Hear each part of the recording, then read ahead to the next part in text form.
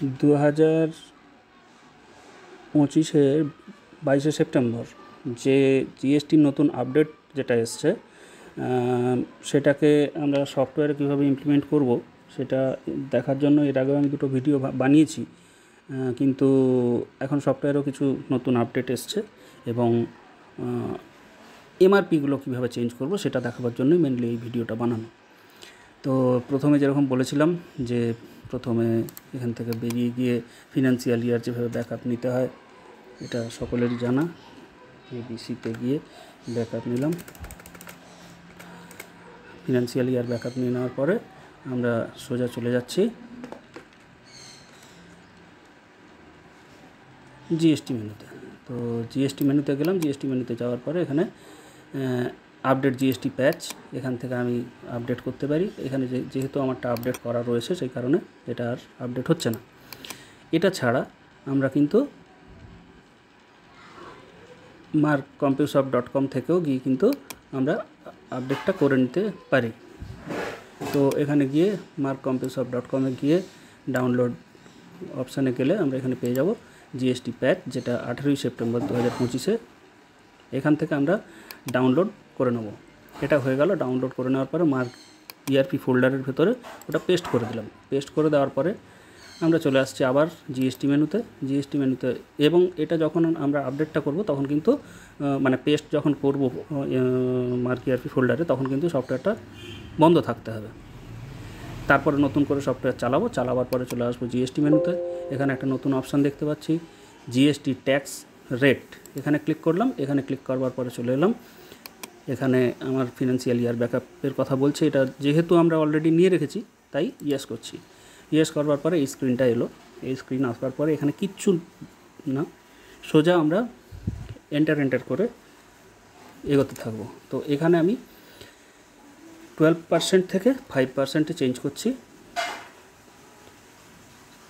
এখানে current tax base যা আছে তাই থাকবে, কিন্তু যদি কোনো কারণে আমি এখন এমআরপিটাকে চেঞ্জ করতে চাই না তো সেক্ষেত্রে কিন্তু আমরা এটাকে নো করতে পারি।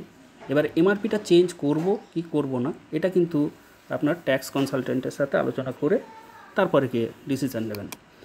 যদি চেঞ্জ করতে না চান তাহলে এটা নো থাকবে, যদি চেঞ্জ করতে চান সেক্ষেত্রে এখানে দুটো অপশান রয়েছে। একটা হচ্ছে কারেন্ট ট্যাক্স বেস, মানে 12% থেকে যে কটা আইটেম 5%-এ আসছে সেই কটা আইটেম এই 5%-এর ওপরে ক্যালকুলেশন করে এমআরপিটাকে চেঞ্জ করবে।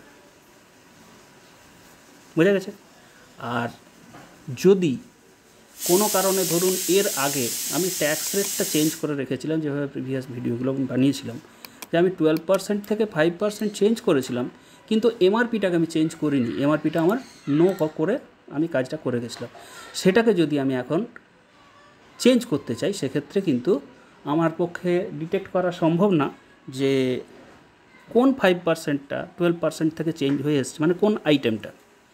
এটা আমাদের পক্ষে ম্যানুয়ালি চেঞ্জ করা সম্ভব, মানে ডিটেক্ট করা সম্ভব নয়, কিন্তু সফটওয়্যার কিন্তু তার প্রিভিয়াস হিস্ট্রি দেখে কিন্তু ও ওখানে ডিটেক্ট করে নিতে পারবে যে কোন কোন আইটেমে 12% ছিল সেখান থেকে 5%-এ এসছে।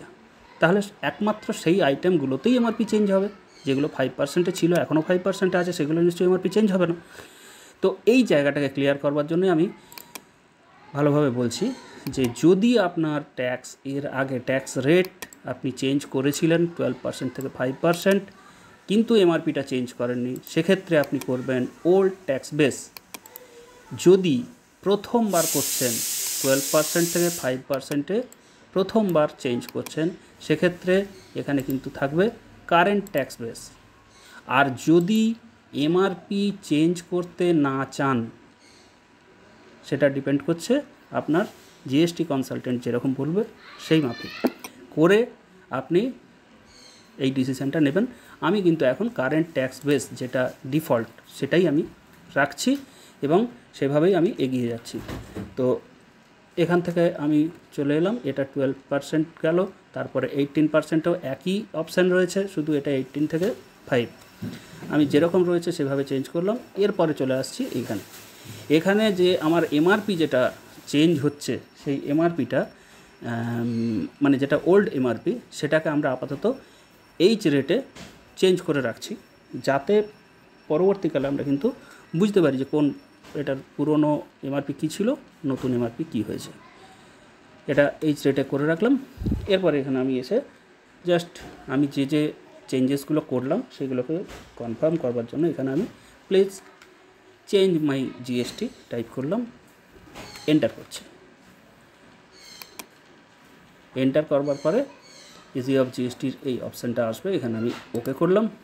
ওকে করবার পরে এখানে আমি আজকে জাস্ট 19 তারিখ একটু টাইপ করলাম, এন্টার করে অ্যাকসেপ্ট করছি। অ্যাকসেপ্ট করবার পরে দেখতে পাবো যে আমার যত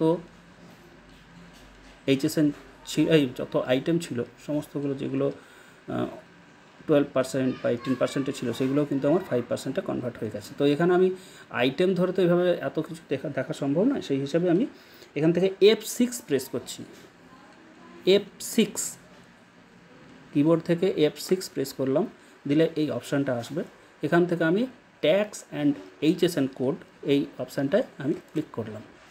ক্লিক করবার পরে এখানে আমি সমস্ত এইচএসএন ওয়াইজ দেখতে পাচ্ছি যে আমার এগুলো কোনটায় কত ট্যাক্স রয়েছে।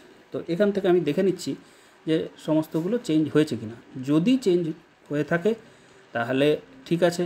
এর ক্ষেত্রে কোনো আইটেমে যদি, তো একটা আইটেমে যদি কোনো চেঞ্জ না থেকে থাকে, বা ধরুন এখানে আপনাকে ম্যানুয়ালি চেঞ্জ করতে হবে, সেক্ষেত্রে আপনি করবেন কি, এখানে এসে এন্টার করবেন, আবার এন্টার করবেন। এখানে 2.5 করা রয়েছে, এখানে যদি আপনার প্রয়োজন হয় অন্য কোনো ইয়ে সেটা বসাবেন, এন্টার করবেন, এন্টার করে চলে যাবেন।